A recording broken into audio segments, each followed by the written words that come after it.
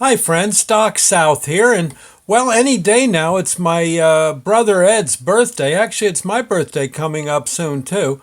Mine's on a different day. No, Mom didn't have a big, long labor.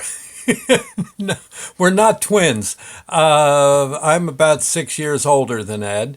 And, but for some reason, we came in June. Uh, he a little, me before him, and, well, like I said, him back around 1952. I had my kid brother Ed to play with. And, I was thinking, we really didn't have a bad childhood at all. You get right down to it, my gosh. We had our grandparents to spoil us. We had our parents to who provided for us just nicely and really were good folks. They drive you nuts, especially when we were teenagers. But other than that, the folks really were. You get right down to it, they were okay. I remember standing in the surf when I was a grown up with my father. We were just kind of watching the girls in the bikinis, and yeah, I got my wife's permission. My father got mom's permission. We were just watching. They said just don't touch, and and I remember my father apologizing to me, saying, I'm sorry, he said, that we didn't do more stuff. And I said, God, how could we do much more than what we did? You did great. He said, well, we never went too far away or just always to the beach. I said, that was good. We went to the beach. We went to the lake. You took us fishing.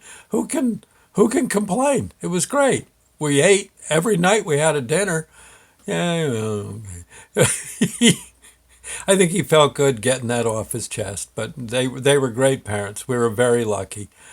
But just the day to day stuff. I mean, Ed and I had our bikes to play on. We always had a bike, and the town we lived in, Chester, New Jersey, was gee, you could ride your bike anywhere. Just a lot of hills, but that meant you had a downhill and then you had an uphill. You pushed the bike up the hill, you rode it down the hill.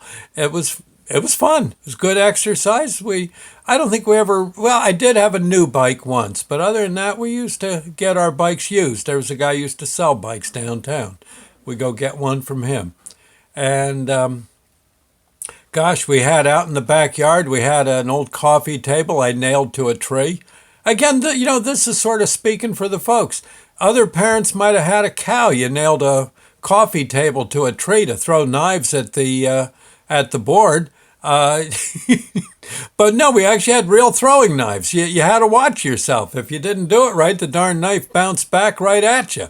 Yeah, so we learned to dodge them and we learned to throw them, and actually weren't too bad at it. Gosh, where else? We had a nice warehouse to climb on. There was a warehouse on the property, a soda warehouse at that.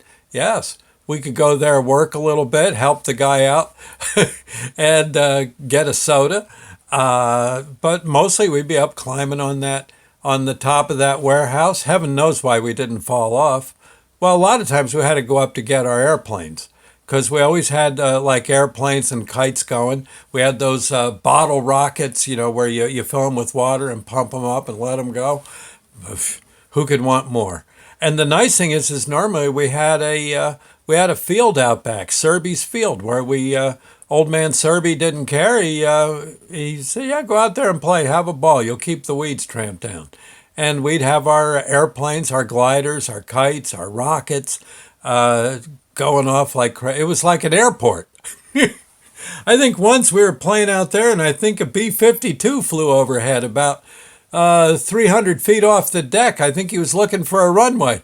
He must have seen all our air traffic going there on their radar. I don't know. And or it may have been a transport plane. It was a jet, and it was big. That much I know. We had pigeons. Talk about flying. Yeah, my father raised them, so we had to help with the pigeons, and they were kind of fun. You take them out put them all in a crate, take them about 80 miles from home, let them go. They'd be home waiting for you by the time we got back. I mean, who could want more? There was a nice swamp. If you went past Serby's Field, there was Crystal Lake Swamp. You could go play in the swamp. Oh, there was so much stuff there. Cattails you could get. You bring them home, and you could let them dry out, and then you could light them on, light them like incense. Yeah, they smelled kind of good when you were burning them. Yeah. Oh, and we had all our friends would come over, and the nice thing is our friends would, like Eddie was a lot younger, but Eddie was welcome to play with me and my friends, and I'd play with his friends. We just have ourselves. It didn't age didn't seem to matter. It was funny, but it's true. We'd play Monopoly together, or maybe down in the basement on a rainy day. We'd make like a spook house. The big kids would make the spook house. The little kids would go into it and get scared and stuff. Yeah, there. We had this giant living room, and where, gosh, you could just about play basketball. I mean, we didn't, but you could set out all your army guys. Yeah, we had like. Speaking of that, we'd always that was the army guys. It was a Civil War battle set. Yeah, it was all Civil War guys with an exploding bridge and stuff. And the thing is you could set all that out. The living room was so big that you just couldn't. You were not in anyone's way, and we'd have that going. And oh man, and also the ceiling of the living room was so high that as kids we couldn't touch it, but we kept trying to jump to reach to touch the ceiling. Eventually, as we got older, we could, but it took a while. But again, something to look forward to when you finally touched that, got the one of the rafters on this huge ceiling in this living room we had. There was, there was snow days. Yeah, nothing better than a snow day in a Monopoly game. It's just amazing. Oh, up on the house had ledges, so we could climb out the upper windows and play around on the ledges like a bunch of idiots, but we did. I used to go out there sometimes at night and sneak around to where Eddie's bed was, and I'd scratch on the window and pretend I was a ghost, and then I'd have to really hurry to get back into bed, or I'd be getting it. Yeah, when the parents came up, what'd you do to your brother again? Now he's screaming. And it's funny though. I don't really recall our folks maybe once or twice giving us a spanking. And I know we deserved it, whatever the heck it is we did. But yeah. We had a big mountain of dirt in the backyard. What kid could want more than a big mountain of dirt? Huh? Yeah. And the mountain was on one side it was about 6 foot high. On the other side it was about 20 foot high. It went down into like a ravine. And so you could ride your hot rods down that and just about get killed. After a rainy season, there was this huge puddle that actually turned into a pond. I mean, we'd go there and fish. Not that there was any fish in it, but that didn't stop us. There was a burning pit. My father used to like to burn. He'd burn the garbage. What the heck? Who needs a garbage man? We got a burning pit.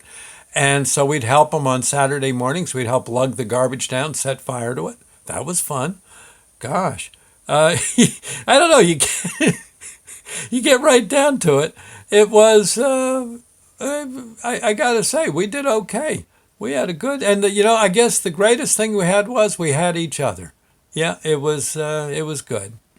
Life was all right.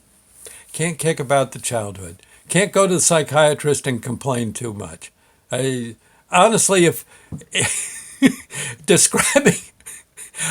Describing my childhood, if I was the psychiatrist listening to this and then I said, so well, I don't understand why I'm so unhappy, I'd go slap me. Yeah. What are you talking about? You had a great childhood. Shut up. Grow up, for crying out loud. But no, it was nice. It really was good. So Ed, I hope that brought back some memories for your birthday, and have yourself a ball. And there you go. I'll see you later, friends. I hope your childhood was just as nice. See you later. Bye now.